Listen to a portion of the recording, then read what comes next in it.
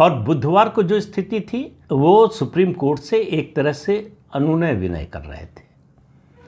गुरुवार को जो स्थिति थी वो सुप्रीम कोर्ट को आगाह कर रहे थे कि आप ये सोच लीजिए कि अगर आपने स्टे का ऑर्डर जारी कर दिया तो उसके रिपरकशंस क्या होंगे।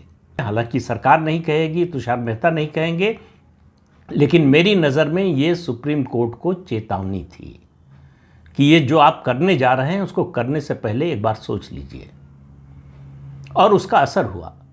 सरकार पूरी तैयारी से गई थी। ये भी बुधवार को ही कह दिया था सॉलिसिटर जनरल ने कि इस मामले पर सरकार के पक्ष में कुछ और वकीलों की राय सुन लीजिए, वरना बुधवार को तो फैसला ही होने जा रहा था। तो सीजीआई इतना चिढ़े हुए थे कि जब वो आदेश लिखवा रहे थे तो उसमें जो है कपिल सिब्बल ने बीच में इंटरवीन किया और जोड़ने की कोशिश की कि वक्फ बाय यूज़र जो है उसको भी जोड़ दो। उन्होंने डांट दिया कपिल सिब्बल को कि आप चुप रहिए, मैं आदेश लिखवा रहा हूं, आप बीच में मत बोलिए। ऐसे दृश्य आपको सुप्रीम कोर्ट में बहुत ही रेयरली देखने को मिलेंगे। और मामला कपिल सिब्बल और अभिषेक मनु सिंघवी जैसे वकीलों का हो तो शायद ही कभी देखने को मिले, लेकिन ये गुरुवार को देखने को मिला। एक बात। दूसरा, सुप्रीम कोर्ट का जो रवैया था बुधवार को, गुरुवार को ये नहीं कह सकते कि वो पूरा 180 डिग्री बदल गया, या वो जो जिन 3 प्रावधानों पर रोक लगाने की बात कर रहा था उसके बारे में उसकी राय बदल गई है। उन्होंने अपनी राय को स्थगित कर दिया है, या कहें अपने फैसले को स्थगित कर दिया है। अब इस मामले की सुनवाई 5 मई को होगी।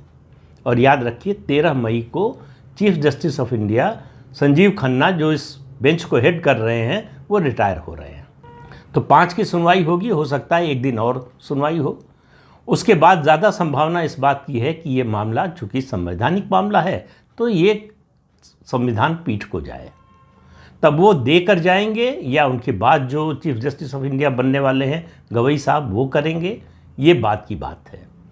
लेकिन मुद्दा केवल ये नहीं है कि सुप्रीम कोर्ट इस पर क्या करेगा।